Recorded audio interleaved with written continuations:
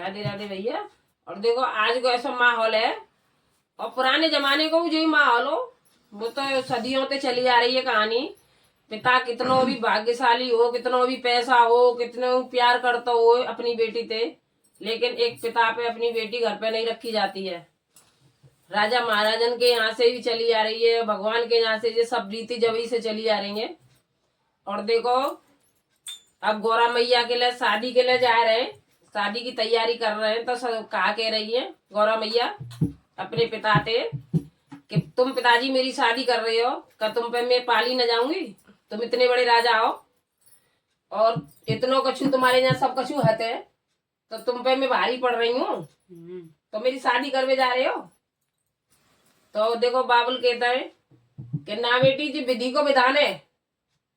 पिता पे आज तक बेटी ना रखी गई। इतना बड़ा पैसा वाला पिता होगो, लेकिन बेटी को नहीं रख सकता है।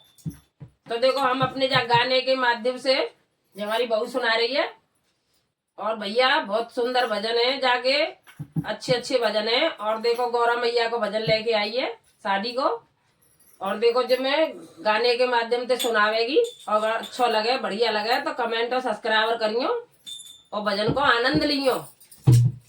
बोल पार्वती मैया की जय।